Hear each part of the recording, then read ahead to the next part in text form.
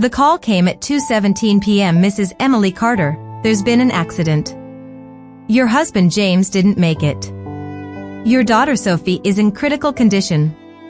My world shattered in an instant. Through a haze of tears, I called my parents. James is dead, and Sophie might not survive, I choked out. Their response? We're at Lucas's birthday party right now. Can this wait? 30 days later, when word of the settlement money reached them, suddenly they found time. They wanted half. I showed them what true loss looks like. Hey, where are you watching from? Drop a comment below and hit that subscribe button to follow my journey through grief, betrayal, and, eventually, healing. Before that devastating Tuesday afternoon upended everything, James and I had built what I thought was a perfect life. We met during our junior year at the University of Michigan. I was buried in economics textbooks in the library when this warm, lanky engineering student asked if he could share my table. James Carter had the deepest green eyes I'd ever seen and a laugh that could light up a room. After graduation, he dove into structural engineering while I landed a job as an economic consultant in Seattle.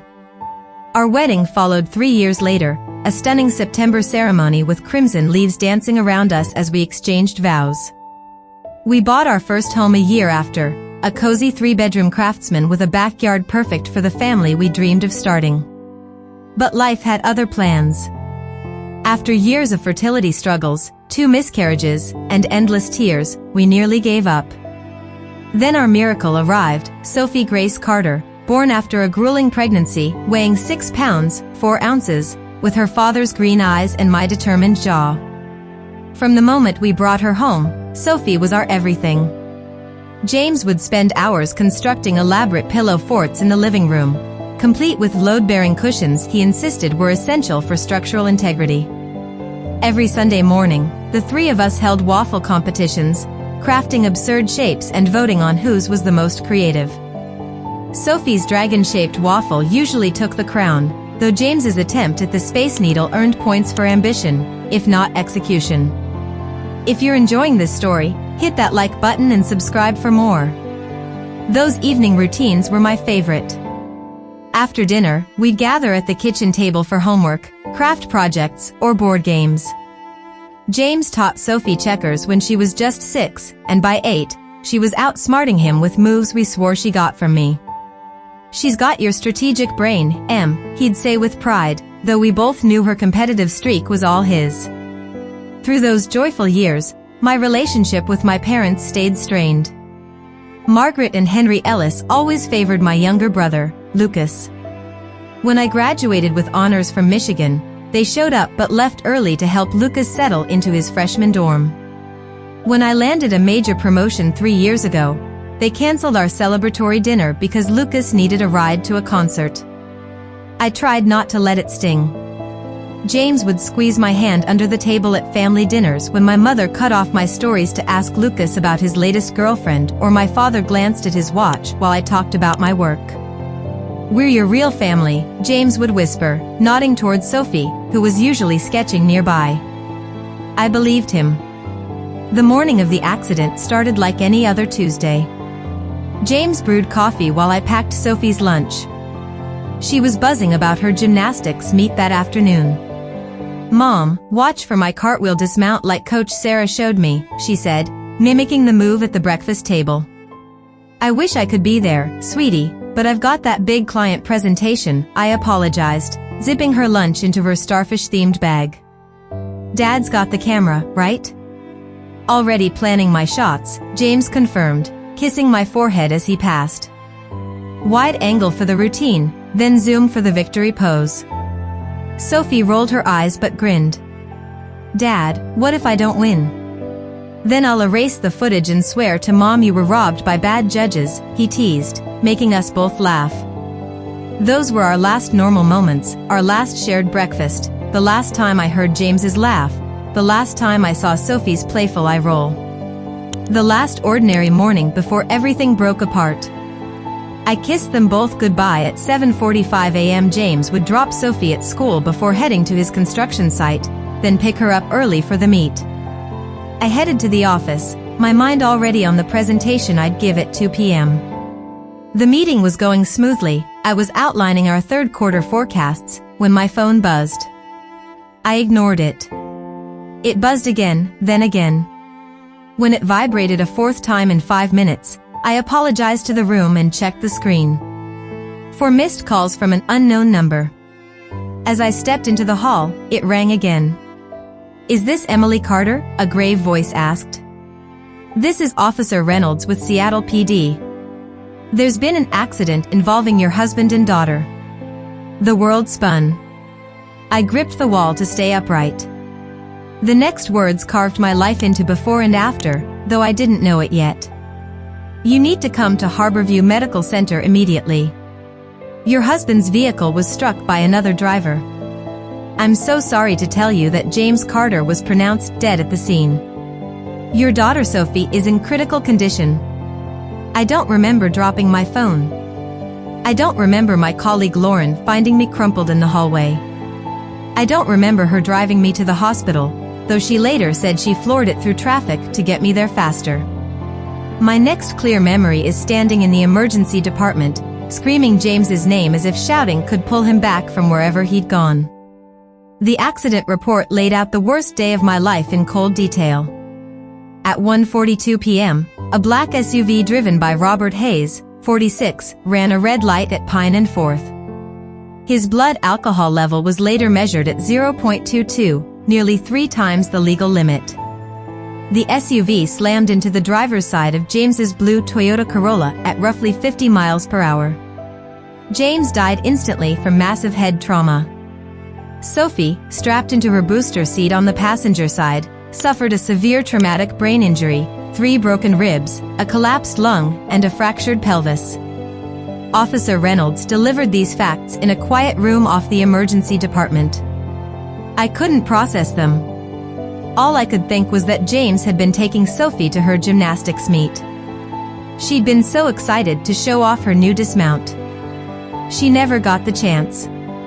Dr. Thompson, a neurosurgeon with warm eyes and silver streaks in her hair, explained Sophie's condition in terms I barely grasped: intracranial pressure, induced coma, cerebral swelling. I nodded as if I understood, but all I knew was that my 9-year-old daughter might never wake up. "Can I see my husband?" I asked when Dr. Thompson finished outlining Sophie's surgery. A social worker named Clara led me to another floor, trying to prepare me with words about trauma and how James wouldn't look like himself. Nothing could have prepared me for seeing my vibrant, laughing husband still under harsh fluorescent lights. His face was oddly serene but wrong, empty of the spark that made him James. I touched his hand. It was cold. That's when I broke, collapsing across his chest, begging him to wake up, to not leave us, to come back and help me because I couldn't do this alone. I don't know how long I stayed there. Eventually, Clara gently guided me back to the surgical waiting area. Sophie was still in surgery. I sat alone, staring at my phone. I needed to call my parents. They needed to know. They needed to come. Margaret answered on the 5th ring, laughter and music in the background. "Emily, we're in the middle of Lucas's birthday dinner." "Mom," I could barely speak through sobs, "James is dead. There was an accident. Sophie's in surgery. I need you." A pause. "Oh, that's awful." Her voice softened slightly but stayed composed. "We're at Bella's with all of Lucas's friends. We've reserved the private room. Can this wait until tonight? Lucas is about to cut the cake." I couldn't believe it. "My husband is dead, Mom. Your granddaughter might not make it." "I understand, dear, but we can't just leave. It'd be rude to everyone here. I'll call you later to check in." The call ended. I sat frozen, a new pain slicing through the grief. My parents weren't coming. They chose Lucas's birthday over the worst moment of my life. My friend Natalie arrived an hour later after seeing my frantic text. She sat with me through the night as Sophie underwent one surgery, then another. She brought me coffee I couldn't drink and wraps I couldn't eat. She called James's parents in Arizona, who booked flights despite their health issues. She contacted my boss, arranged bereavement leave, and did everything my parents should have done. The first 72 hours were a blur of fear and sorrow. I alternated between sitting by Sophie's bed in the pediatric ICU, her tiny body tethered to countless machines, and planning James's funeral. His parents arrived, devastated but supportive. My parents called once, briefly, making vague promises about visiting when things calmed down. Dr. Thompson explained that Sophie's condition was critical but stable. They'd placed her in a medically induced coma to help her brain heal. "The next few days are critical," she said softly. "We wait and monitor." So I waited, sleeping in a chair by Sophie's bed, waking at every beep or shift in the machine's rhythm. Nurses named Lily and Marcus became my anchors, explaining every procedure, every medication, every flicker of hope or concern.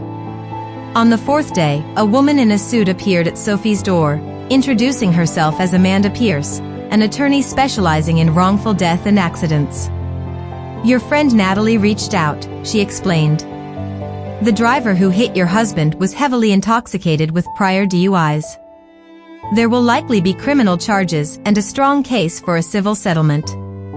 I don't want to overwhelm you, but we should act quickly to protect your and Sophie's interests." I signed papers I barely skimmed. Amanda promised to handle everything, saying, "Focus on your daughter. I'll manage the legal side." That evening, an insurance rep named David called, explaining that the drunk driver's insurance was already discussing settlement options. The words meant nothing. No money could bring James back or ensure Sophie would wake up. As Sophie's first week in the hospital stretched into the second, I realized I had to plan James's funeral alone. His parents had returned to Arizona briefly to arrange care for James's father, who had severe COPD and couldn't be left alone long. My parents sent flowers but said Lucas had a big audition they needed to help with. The betrayal deepened. Planning your husband's funeral while your child fights for her life is its own kind of torment. I chose a casket while sitting by Sophie's bed, my laptop balanced on my knees, the beep of her heart monitor filling the silence. I picked flowers during her morning neurological checks, half listening as Dr. Thompson noted slight improvements in her intracranial pressure. I wrote James's obituary at 3 a.m., tears blurring the screen as I tried to capture 41 years of vibrant life in a few paragraphs. My parents called the day before the funeral. "We're so sorry we missed your calls, Emily," my mother said, no real remorse in her tone. Lucas's birthday ran late, and then he had that huge audition with a theater company. "Your father's been coaching him all week." I said nothing, letting the silence stretch. "Anyway," she continued, "we should make it to the funeral tomorrow, assuming nothing comes up." "What time is it?" 2 o'clock, I replied dully. "St. Andrew's Church." "That's a bit inconvenient, dear. Lucas has a lunch meeting that might run over. Couldn't you have picked a morning slot?" The absurdity left me speechless, as if I'd chosen the time for convenience rather than it being the only slot at the church where we married. "We'll try our best," my father added, "but we might need to leave early. Lucas has another commitment." Always Lucas. Even now. The morning of the funeral, I left Sophie's side for the first time in 10 days. The nurses promised to call if anything changed. Natalie helped me into the black dress I'd ordered online, brushed my tangled hair, and applied makeup to hide the permanent shadows under my eyes. "You don't have to do this today," she said gently. "James would understand if you stayed with Sophie." "I need to say goodbye," I whispered, "for both of us." St. Andrews filled with people James had touched, college friends who flew in from across the country, colleagues from every project he'd worked on, sharing stories of his brilliance and kindness. Our neighbors brought dishes I'd never touch. James's elderly parents sat in the front row, clinging to each other, their grief palpable. My parents arrived 15 minutes late, slipping into the third row with Lucas trailing behind. My mother wore a tailored blazer better suited for a board meeting than her son-in-law's funeral. My father checked his watch twice during the service. Lucas fidgeted, checking his phone when he thought no one noticed. I delivered the eulogy with a strength I didn't know I had, sharing stories of James's laughter, his devotion to Sophie, his passion for designing bridges that connected communities. I spoke of his love for Sunday waffles and his off-key humming, how he could fix anything with a grin and some ingenuity. I didn't cry until the end, when I vowed to keep his memory alive for Sophie, to ensure she grew up knowing who her father was. My parents left during the closing hymn, whispering about an urgent call from Lucas's agent. Lucas followed, offering a half-hearted sorry for your loss that seemed aimed at the pew rather than me. At the cemetery, James's colleagues surrounded me protectively. Natalie held my hand as the casket was lowered. James's mother placed a single white lily on the wood, her hands trembling with age and sorrow. After everyone left, I stood alone by the fresh earth, unable to fathom that James was beneath it. I don't know how to do this without you, I whispered. Sophie needs you. I need you. The cemetery worker waiting nearby pretended not to see my collapse. Eventually, Natalie guided me back to the car, back to the hospital, back to the vigil by Sophie's bed. When I returned home 3 days later to shower and grab clothes, the house felt like a relic of a lost life. James's coffee mug sat in the sink. Sophie's backpack hung by the door, her unfinished science homework peeking out. I curled up on our bed, buried my face in James's pillow, breathing in the fading scent of his aftershave, and screamed until my throat gave out. No one heard me. My family had made their priorities clear. Days at the hospital blurred into a relentless cycle, marked only by Sophie's medical updates. My life shrank to the hum of monitors, hushed talks with doctors, and the constant dread that Sophie might not wake up. I took an extended leave from work, unable to imagine focusing on economic forecasts while my daughter fought for her life. Dr. Thompson became a constant, arriving each morning at 7:30, her voice calm but candid as she detailed Sophie's status. The swelling in her brain is slowly decreasing, she said on day 14. Her intracranial pressure is trending positively. I clung to these small wins, searching her face for any hint of softened bad news or false hope. But Dr. Thompson never sugarcoated. Recovery from a traumatic brain injury is a long haul, she'd remind me. We're looking for steady progress. Physical therapist Marcus began passive movement therapy, gently working Sophie's limbs to prevent muscle loss. We're keeping her body ready, he explained, showing me stretches I could do between his sessions. When she wakes up, she'll need her strength. That when, not if, became my anchor. Nurse Lily, on the night shift, checked Sophie's vitals with quiet precision, sensing when I needed to talk and when I needed silence. She brought extra blankets for the stiff recliner I slept in and occasionally dragged me to the cafeteria, insisting, your daughter needs you strong. Self-care isn't selfish, it's essential. 23 days after the accident, while Lily adjusted Sophie's 4, I saw something that stopped my heart. Sophie's thumb twitched, not a random reflex but a deliberate movement. Did you see that? I gasped, grabbing Lily's arm. We watched, barely breathing, until it happened again. Sophie's thumb moved, then her fingers curled slightly. Dr. Thompson confirmed what we dared to hope. Sophie was starting to emerge from her coma. This is just the beginning, she cautioned. Waking up is a process that could take days or weeks. But those tiny movements gave me something I'd lost since the accident, hope. Over the next week, Sophie's signs of consciousness grew. Her eyelids fluttered. She winced during blood tests. One morning, as I read from her favorite book about a young explorer, her eyes opened briefly, unfocused but alive. I wept, holding her hand, telling her how brave she was, how much I loved her, how proud her dad would be. I don't know how much she heard, but I needed to say it. Dr. Thompson outlined the road ahead. Sophie faces a long recovery. She'll need extensive therapy, physical, speech, occupational, cognitive. It'll be intensive. The medical team taught me to communicate with Sophie through hand squeezes, 1 for yes, 2 for no. The first time she squeezed once to say she was comfortable, the entire staff celebrated like she'd won a race. For me, it was better than any victory. It was proof my daughter was still in there, fighting her way back. As Sophie progressed, the financial reality hit. Even with good insurance, medical bills piled up. Each specialist visit, therapy session, and day in the ICU added thousands to our debt. The hospital's financial counselor explained our options with compassion but stark clarity. The acute phase is just the start, she said. Rehabilitation, home modifications, ongoing therapies, these costs can last years. James's life insurance helped, but it wasn't enough for catastrophic expenses.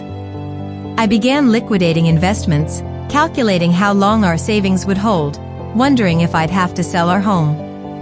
Through it all, my parents stayed distant, calling occasionally to ask about Sophie before pivoting to Lucas's additions or their social plans. They visited once, staying 20 minutes, my mother griping about parking and my father standing awkwardly by Sophie's bed, as if scared to get closer. "She looks so medical," my mother muttered, eyeing the tubes and monitors with discomfort. They left without offering real support, financial or emotional. Late at night, when Sophie slept and the hospital quieted, I let myself feel the wound their abandonment left. 6 weeks after the accident, David, the insurance rep, called about the settlement. The drunk driver had a hefty insurance policy, and his company wanted to settle quickly to avoid a lawsuit and punitive damages. Given the driver's DUI history, the offer will likely be substantial, David said carefully. When he named a figure, I nearly dropped the phone. It was enough to cover Sophie's medical costs and future care. For the first time since the accident, I felt relief. Sophie would get what she needed. I wouldn't have to choose between therapy and the mortgage. That evening, Sophie squeezed my hand 3 times, a new pattern.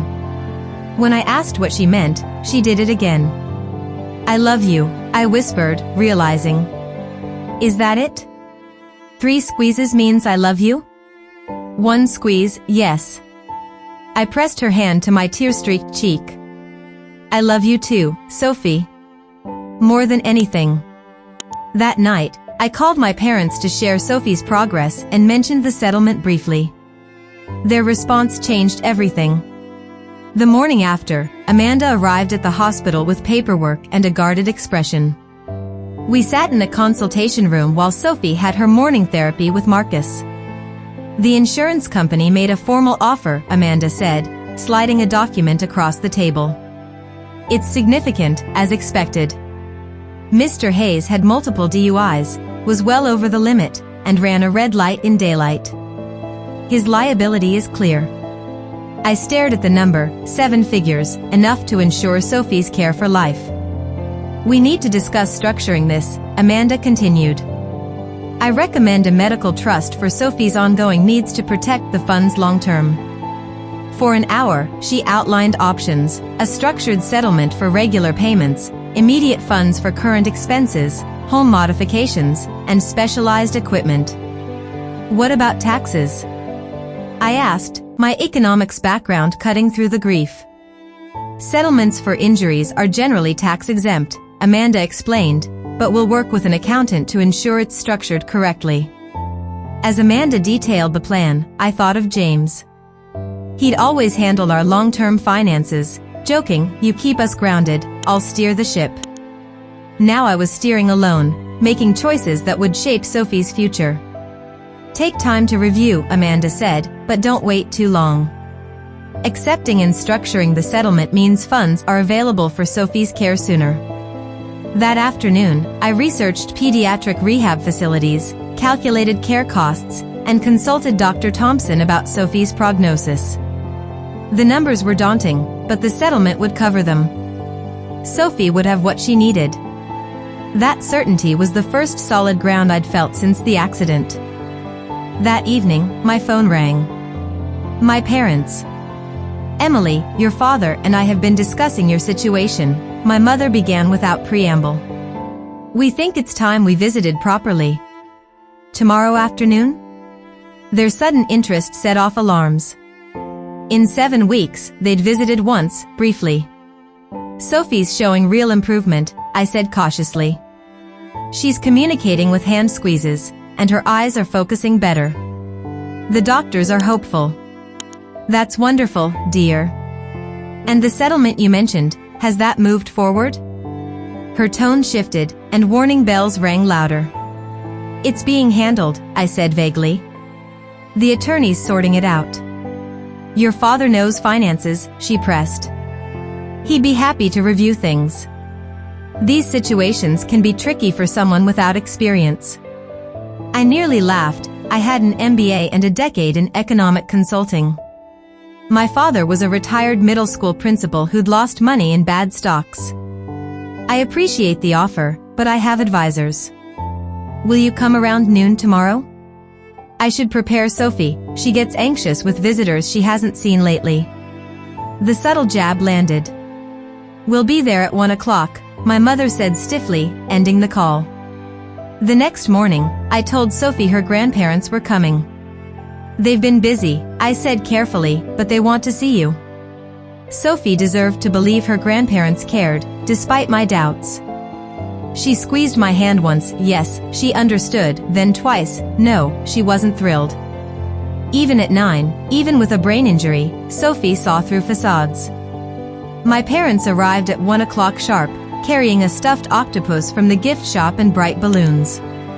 My mother wore full makeup and a chic blazer, as if visiting a client, not her injured granddaughter. My father carried a folder that instantly raised my guard. Sophie, you're looking so much better, my mother exclaimed with forced cheer. You'll be back to normal in no time. Sophie's heart rate spiked on the monitor. Dr. Thompson had warned against promising full recovery. Sophie faced months or years of rehab. She's making steady progress, I corrected gently. We're celebrating every step, right, sweetie? Sophie squeezed once, yes. My mother set the octopus on Sophie's table, then turned to me. Emily, we need to discuss some matters. Perhaps we could step outside? Anything you need to say can be said here, I replied. Sophie's speech therapist encourages normal conversation around her, even if she can't fully join yet. My mother's smile tightened. Very well. Your father and I have discussed the settlement. We understand it's substantial. It's for Sophie's medical needs, I said flatly. Her care could last decades. Of course, my father cut in, opening his folder. But these situations need careful management, family support. As they spoke, I noticed their glances toward the door, clearly wanting privacy. I excused myself briefly to the bathroom. As I returned, I overheard them whispering in the hall. We deserve some consideration, my mother said. We're family. Lucas's startup could thrive with proper funding. The settlement should be shared. My father agreed, family supports family. Cold realization hit, this wasn't about Sophie or me. It was about the money. I stepped back into the room, face neutral. Sophie's getting tired, I said. Maybe we should continue this later. My parents exchanged looks. We'll stop by your house next week, my mother said firmly. Once Sophie's settled for the night, we can have a proper family discussion. After they left, Sophie squeezed my hand twice. No, she hadn't enjoyed their visit. I know, sweetheart, I whispered, stroking her hair. I know. That night, I called Natalie and explained. Her anger matched mine. They can't be serious, she fumed. That money's for Sophie's care. I think they're very serious, I replied, watching Sophie sleep. And they're going to push hard. What will you do? I looked at my daughter, her chest rising and falling. Whatever I have to. 1 week later, my parents arrived at my door at 7 p.m., Lucas in tow, looking uneasy but resolute. Sophie was asleep upstairs with a night nurse while I braced for the confrontation. Emily, dear, my mother greeted with air kisses that didn't land. The house looks, well, as good as can be expected. I led them to the living room, noticing my father's eyes scanning, likely appraising the property. Lucas sat on the sofa's edge, fiddling with his phone. Tea? I offered, voice neutral. That'd be lovely, my mother said. Then we can get to business. I lingered in the kitchen, arranging a tea tray, hands trembling as I set out cookies no one would eat. Through the doorway, I caught snippets of their talk: reasonable share, family duty. When I returned, my parents sat like a united front. Lucas had moved to an armchair, looking resigned. Emily, my father began, we've thought about the family's situation. This settlement is a significant opportunity. It's for Sophie's medical care, I said flatly. Her rehab could take years. My mother waved dismissively. Yes, of course, Sophie's needs come first. But surely the settlement exceeds that. These awards often include compensation for emotional distress, loss of companionship. What your mother means, my father added, is there should be room to support the whole family. We're all affected. I sipped my tea, waiting. We believe, my mother said, leaning forward, a fair split would allocate 50% to Sophie's care, with the rest distributed to the family to help us move forward. The audacity stole my breath. I set my cup down to hide my shaking hands. And what would the family portion support? I asked, voice steady. My mother smiled, misreading my tone. Well, Lucas has a brilliant startup idea, a platform for freelance musicians to connect with gigs. With proper funding, he could make something of himself. Lucas shifted, muttering, it's like Spotify but for live gigs. And, my father added, your mother and I aren't getting younger. We need to plan for retirement, maybe a lake house for family gatherings. A place for healing. I see, I said quietly. And James's parents? Are they part of this family distribution? My mother's face soured. Well, they're not direct blood relatives anymore, are they? With James gone, I stood abruptly. Excuse me a moment. Upstairs, I checked on Sophie and the nurse, then grabbed a photo album I'd been making for Sophie's recovery, to preserve memories of her father. I chose 2 photos and returned downstairs. My parents and Lucas were whispering, stopping when I entered. My mother's face had that determined look from my childhood, the one that meant she'd get her way. Emily, she began, her tone manipulative, I know this is hard, but family supports family. We raised you, funded your education, gave you every opportunity. Now it's time to give back. Lucas's idea could benefit us all long term. It's what James would have wanted, my father added, supporting the whole family. At James's name, something solidified in me. How dare they use him to justify their greed? You're right, I said softly. Family should support family. My mother's face lit up. I knew you'd see sense, dear. Before we talk percentages, I continued, I want to show you something. I handed them the first photo, James in his casket, peaceful but unmistakably gone. I'd taken it for Sophie, so she'd have a record of saying goodbye, a moment she couldn't attend. My mother gasped. My father paled. Lucas looked away. This is what 50% of my loss looks like, I said, voice steady despite the tears. This is what happened while you were celebrating Lucas's birthday. Before they could speak, I handed them the second photo, Sophie in the ICU, her small body hooked to machines, her head shaved for surgery, her face swollen and unrecognizable. And this is the other 50%. This is your granddaughter fighting for her life while you were helping Lucas prep for auditions. My mother's face drained of color. My father's hands shook as he held the photo. Lucas looked nauseated. The settlement, I said, each word sharp, will go entirely into a trust for Sophie's care. Every cent. It will cover her medical bills, therapy, equipment, education, her future. It will ensure my 9-year-old, who lost her father and nearly her life, has everything she needs to recover and thrive. I stood, signaling the end. True family shows up. True family sits in waiting rooms, brings coffee at 2 a.m., holds your hand when you identify your husband's body. True family doesn't wait for money to care. My mother's shock turned to indignation. Now listen, Emily, we're your parents. We deserve respect. Respect is earned, I replied quietly. And you haven't earned it. Please leave. When you're ready to be real grandparents to Sophie, to support us without strings, you can call. Until then, we don't need the family you're offering. Lucas stood first. I'm sorry, Em, he said, and I saw real regret in his eyes. This wasn't. I didn't mean for it to be like this. My parents rose stiffly, my mother clutching her purse like armor. You'll regret this, she said coldly.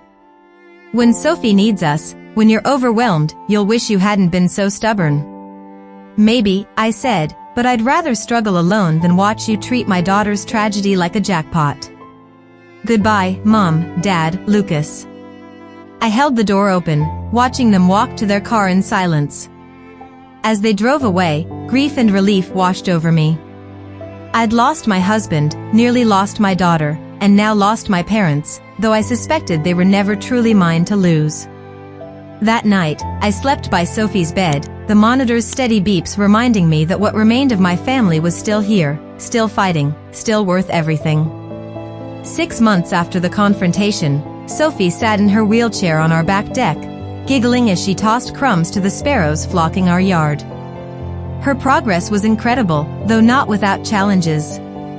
The wheelchair was likely temporary, her therapists believed she'd walk again, perhaps with a slight limp.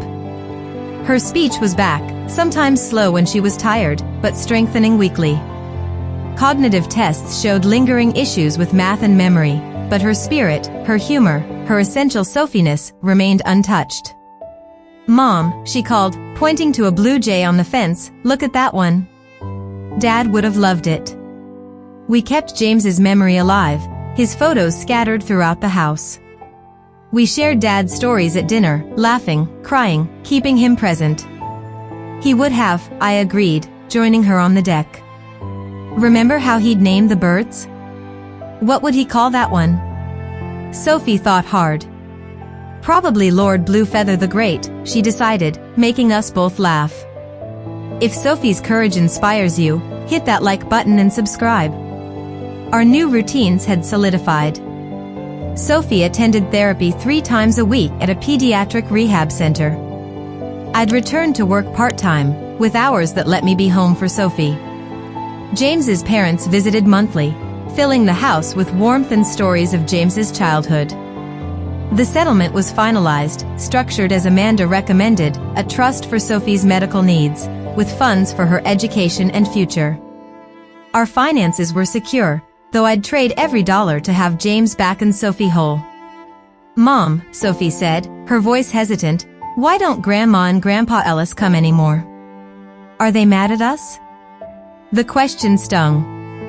Despite everything, Sophie missed them. I'd been careful not to badmouth them, wanting her to form her own views. They're not mad, sweetie, I said. Sometimes grown-ups choose where to spend their time.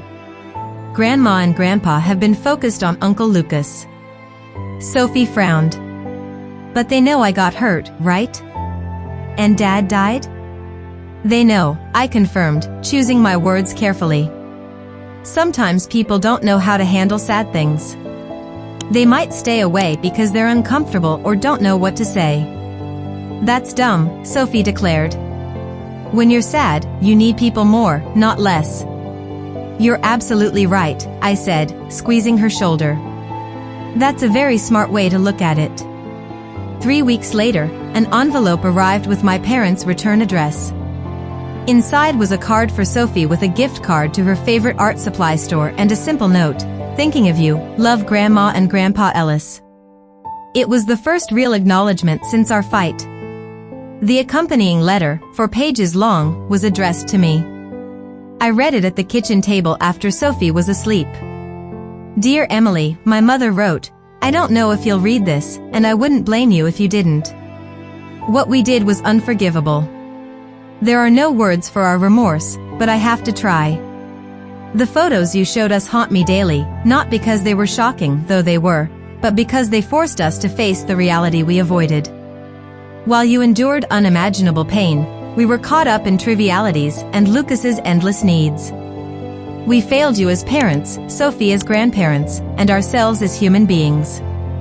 Your father and I have spent sleepless nights examining how we became people who'd choose a birthday party over a daughter's tragedy, who'd try to profit from a child's suffering. There's no excuse, only shame. We don't expect forgiveness, but we're trying to become better, people worthy of being part of your and Sophie's lives again, if you'll allow it. Lucas has been reflecting too. He cut contact with us for weeks after that night, calling us shameful. He was right. He's volunteering at a rehab center like Sophie's, trying to understand your experience. If you're willing, we'd like to visit for Sophie's birthday, no expectations, no demands, just to be present and start earning our place back. If this isn't welcome, we understand. With deepest remorse and love, Mom. I folded the letter, torn. Part of me wanted to shred it, to shield Sophie and myself from more hurt. But another part saw genuine remorse. People could change, couldn't they? Wasn't that what I taught Sophie, that setbacks weren't final, that growth was possible? After days of thought, I called my mother.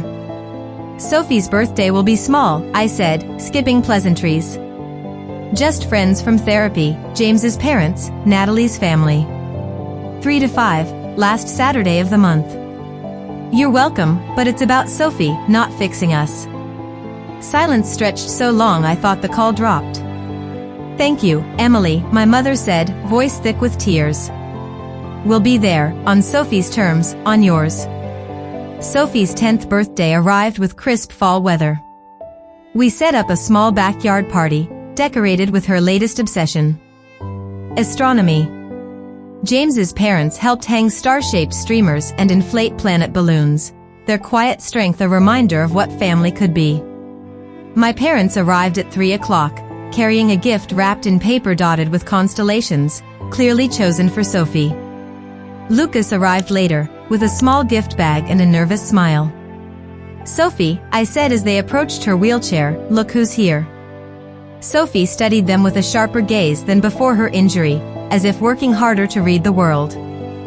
Hi, she said simply. Happy birthday, Sophie, my mother replied, her usual poise gone. We've missed you so much. Sophie considered this. I got hurt, she said plainly. My dad died. I needed you. Her bluntness hit them hard. My father's eyes welled up, something I'd rarely seen. You're right, he said, kneeling to her level despite his bad back. We should have been there. We made a terrible mistake. I'm so sorry.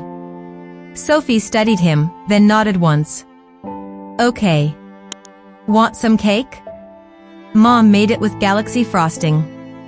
Just like that, Sophie offered a bridge, not forgiveness, but a chance to start anew. The party flowed surprisingly smoothly. My parents made real efforts to engage Sophie, asking about her therapy and listening to her halting explanations. Lucas pulled me aside, apologizing again for his role in the settlement demand. I've been thinking, he said, watching Sophie show my father her star charts, about the kind of brother I want to be, the kind of uncle. It's a process. We're all figuring it out, I said, neither accepting nor rejecting his apology. 2 weeks later, my parents asked to attend Sophie's therapy to understand her recovery. The next month, they suggested family counseling with a specialist in estrangement. Slowly, cautiously, we began rebuilding, not restoring what was, but creating something new. On the 1-year anniversary of James's death, Sophie and I visited the cemetery. She walked with her walker, insisting on reaching the grave herself. We placed flowers on the headstone, and Sophie traced her father's name with her fingers. I think Daddy would be proud of us, she said. We got hurt, but we kept going. He'd be so proud of you, I agreed, tears falling. You're the bravest person I know. And you too, Mom, she insisted. You take care of me, go to work, and only cry when you think I'm asleep. I smiled through tears, caught by my perceptive girl. We take care of each other, don't we? As we walked back to the car, Sophie asked, "Are we going to be okay, just the two of us?" I gave her the honest answer she deserved. We'll be different than before. There'll always be a James-shaped hole in our lives. But yes, we'll be okay. We have each other and people who love us. We're building a new kind of family. That evening, we sat on the porch swing James had built, Sophie leaning against me as the sunset painted the sky in fiery reds and purples.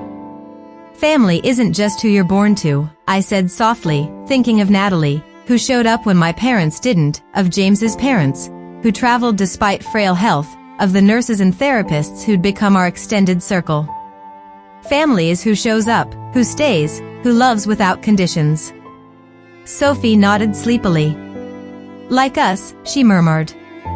Exactly like us, I agreed, as the sun dipped below the horizon. What would you do if your family abandoned you in your darkest moment? Have you ever rebuilt your life after loss? Share your thoughts in the comments below. If Sophie's strength moved you, hit that like button and subscribe for more stories of resilience. Share this with someone who might need a reminder that we can find strength in our broken moments. Thank you for joining our community, where we share these hard journeys together.